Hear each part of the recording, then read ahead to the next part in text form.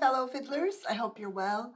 If you're anything like me, you've scoured the internet for different tips and advice on how to hold the bow and how to hold the violin, anything that could help you kind of make progress with your playing if you're self-taught. So I thought I'd just talk about a couple of the things that I found really useful. The first thing is invest in a, excuse me for a minute, a good microfiber cloth for wiping down your fiddle when you finish, because the rosin gets hard and glues up your strings and everything. So really giving your strings a good rub down can help each time. And the same with your bow. You can just run the microfiber cloth along your bow to get the excess rosin off. And then when you rosin your bow up again the next time, you don't have to use so much rosin. So your wrist should not be like this or bowed like that. You should try and keep it as straight as you can.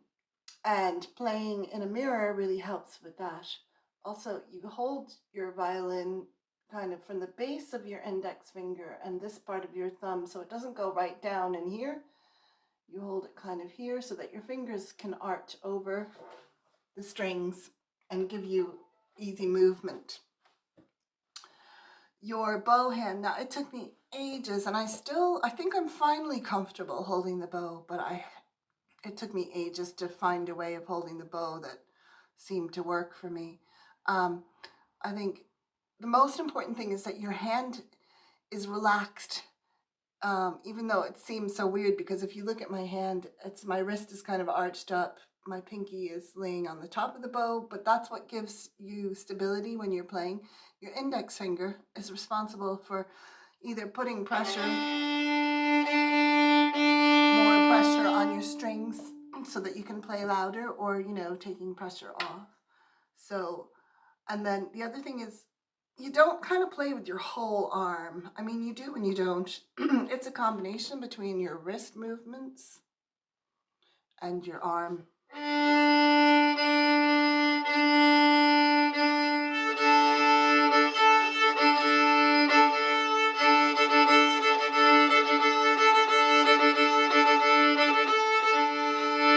And it's really important. Your mind really needs to engage and check in with all the different parts of your body when you're playing.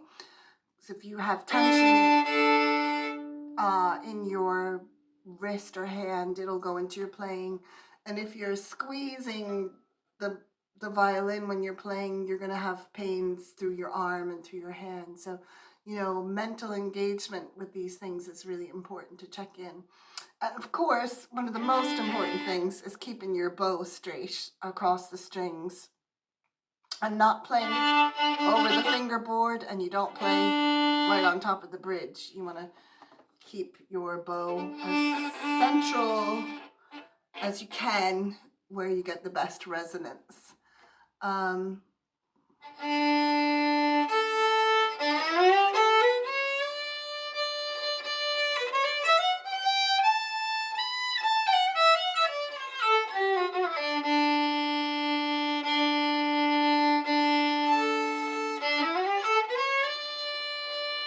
then contact between the bow and the strings is where your tone is going to come from, and that takes a while. I mean, maybe you're faster than I am, I don't know, but I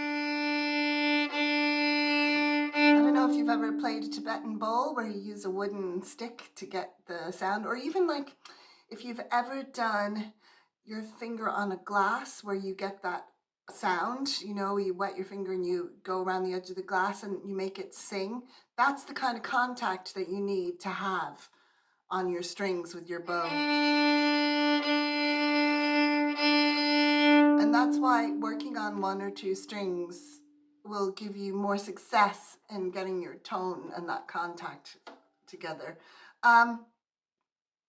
What else? I don't know. That's probably good to start with. Just remember, keep your body straight, engage physically with your instrument, release tension all the time, and congratulate yourself every time you make a little bit of progress, because that's huge.